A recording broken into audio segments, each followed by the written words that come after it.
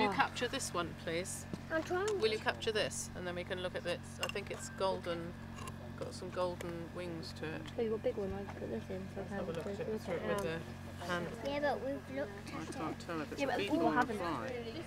But can you tell this? Oh, that's a moth. That's as far as I get. When it's settled down, I might be able to tell. My name's Rupert Higgins. I'm a member of the Bristol and District Moth Group, so come out moth trapping when I can stay up late enough at night, and have been recording moths in the area for the best part of 20 years now. This is the scorched carpet. There's a lot of the moths called carpets, dozens of species of them. They tend to sit with their wings like this, held out flat, rather like a butterfly, and they have these intricate bars and spots on them which at one point must have reminded someone of a carpet.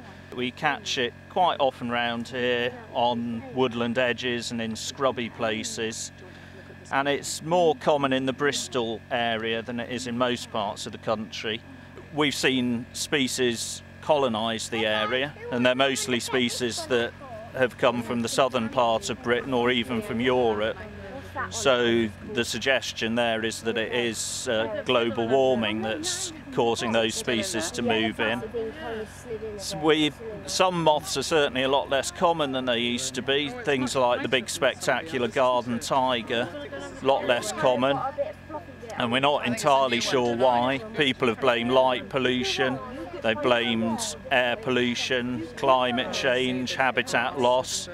There's just so many factors that it could be that it's almost impossible to single out the one that's to blame. It's an ideal night. It's warm, humid, there's no rain, no wind. The moon hasn't come up yet, so we couldn't ask for a better night.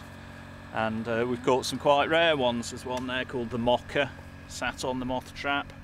And it's what we call nationally scarce. It's quite common in the area around Bristol, quite widespread, but in the rest of the UK it's quite rare.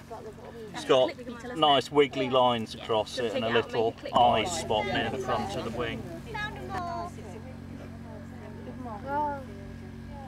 Tell me about the Maybury. Yeah, also called cockchafers. They're quite an ecologically important species because it's one of the main things that horseshoe bats eat.